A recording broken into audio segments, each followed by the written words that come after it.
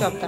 আচ্ছা বলো তোমার কেমন লাগলো, আর তুমি কি করতে এসেছিলে, তোমার হেয়ারটা এখন করে তোমার কেমন লাগছে সেটা আমাকে বলো, জানাও একটু। আমি তো তোমার কাছে স্ট্রেটনিং করাতে এসেছিলাম, কিন্তু তুমি চুলের যা হাল বললে, মানে আমার চুলটা পুরোটাই ড্যামেজ হয়ে গেছিল। আমি গত 2 বছর আগে স্ট্রেটনিং করিয়েছিলাম অন্য জায়গা থেকে, তো চুলটা অনেক পুরোটাই মানে ড্যামেজ হয়ে গেছে। তা দিদি আমাকে সাজেস্ট করলো যে তুমি স্ট্রেটনিং করিও না, কেরাশাইন করাও, তোমার চুল অনেকটা কন্ট্রোলে আসবে, তারপরে যদি মনে হয় তুমি তাহলে পরে স্ট্রেটনিং করাতে পারো।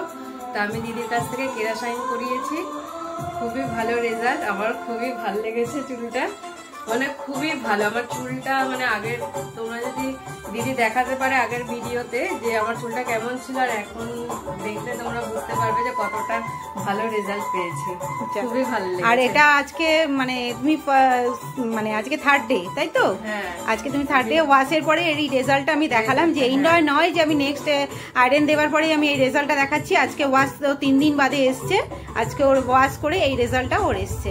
ঠিক আছে, অনেক থ্যাংক ইউ যে আমাকে এরকম একটা চুলটাকে করে দেওয়ার জন্য। মানে আমার হেয়ারটা খুবই বাজে অবস্থায় চলে গেছিল, সেই জায়গা থেকে দিদি আমাকে এরকম একটা সুন্দর লুক দিয়েছে।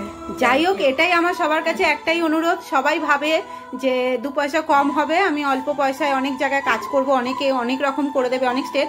কিছু জিনিস আছে যেটা হয়তো সবাই বুঝতে পারে না, কমের জন্য ছুটায়। কিছু মেশিনের কাজ আছে, কিছু মেয়ের আছে, এগুলোর জন্য হেয়ার অনেকটা ড্যামেজ হয়ে যায়। সেই ড্যামেজের জন্য তখন হেয়ারে অনেক প্রবলেম হয়। হয়তো প্রথম দিন হেয়ার স্ট্রেটনিং করার পরে অনেকটা স্ট্রেট দেখাবে, আর সেটার জন্য মানুষ খুশি হয়ে যাবে, তারপরে কিছুদিন পরে গিয়ে তখন দেখা যাচ্ছে হেয়ারের প্রবলেমটা আসে। তা এটাই আর কি সবার কাছে বলার, যেখানেই যান একটু দেখে নেবেন, এটাই। Thank you. তুমি হ্যাপি তো? হ্যাঁ একদম happy. Thank you so much.